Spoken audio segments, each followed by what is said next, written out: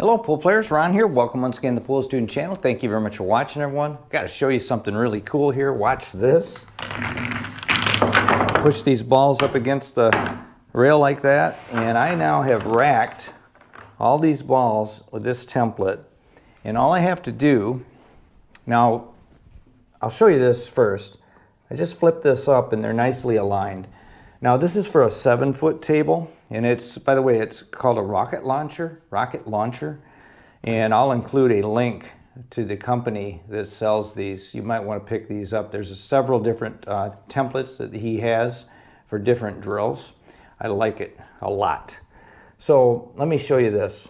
And by the way, I don't make anything by endorsing this. I'll just let you know that right away. This is simply me showing you something that I'm intrigued by, and I think it's going to make practicing a little bit more fun. Not that I need any encouragement or inspiration, because I am into pool big time. But anyway, right here, I'm just adding 2 balls at the end to fit my 8-foot table, because once again, this is for a 7-footer.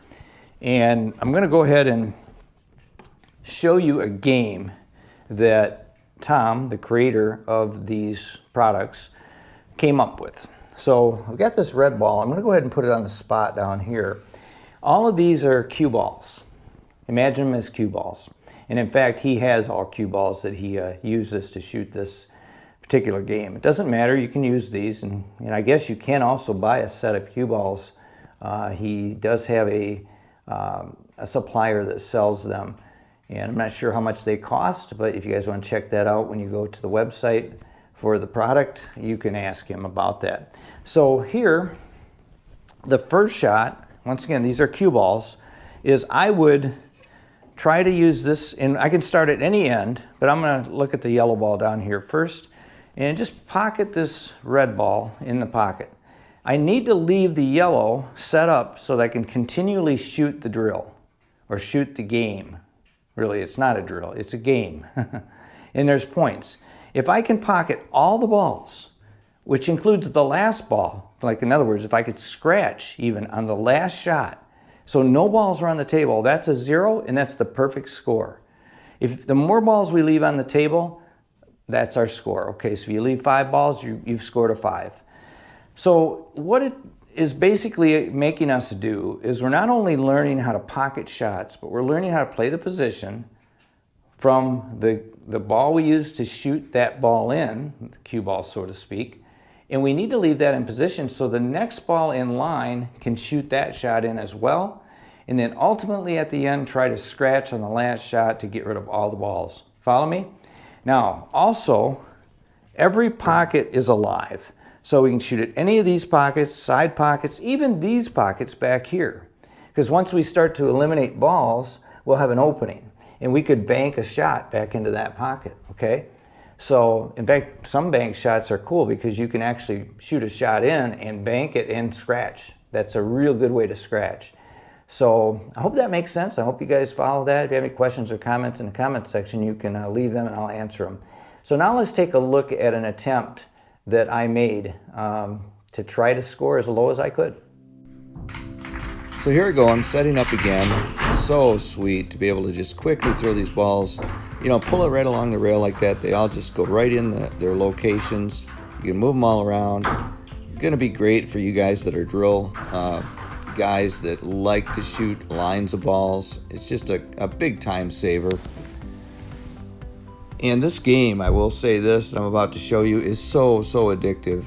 I shot this on the 7-foot table a few times down at the event today, and it was easier on 7 than it is on my 8-foot, by the way. I will say that because of the distance mainly, but I got the drill, no problem. Now here's something I need to explain. When we shoot these balls, if we were to miss a shot, we'll end up with that ball that we're using as a cue ball down table, right? So that means, and we're trying to now pocket all the balls, so we end up behind a little bit, okay?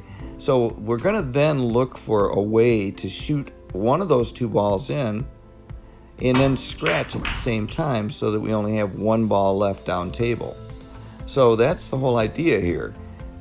I'm doing well right now because I'm parking my next ball, which is like a cue ball, which now is an object ball, close to the pocket, almost straight in, so I can keep shooting this shot pretty easily. If you can play position to where you have the ball always near the corner pocket, you're going to score a lower score. Okay? Hope that makes sense. Now, all pockets are alive, so I can pocket up table. If I were to, let's say, miss a shot, a cue ball, or I should say the ball I'm using as a cue ball goes back up table, like let's say I drew it up there or it went a couple rails and got back up there. I can shoot that ball from that line of balls back to any of those top corners where I'm shooting from. So all pockets are alive. But it's not as easy as it looks.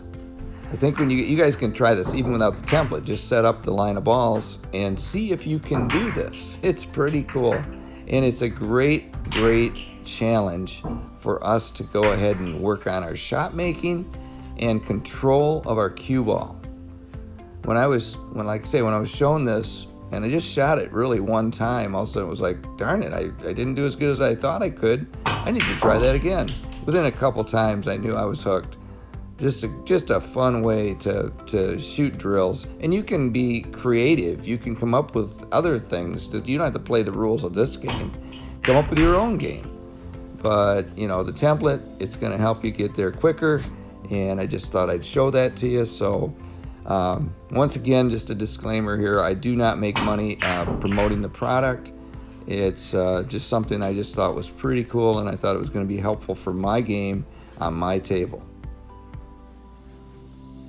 Now, what I'm going to do here, I'm getting close to the end, so I'm doing well, and I need to not miss, so I only have one ball down on the table, and then that way I can hopefully scratch on my last shot to end up with a 0 score. In other words, no balls left on the table.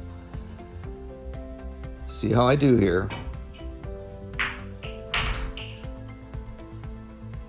Okay, this is an important shot, so I need to think of where I'm going to put this ball I'm shooting as a cue ball on the table so that I can have an easy scratch shot.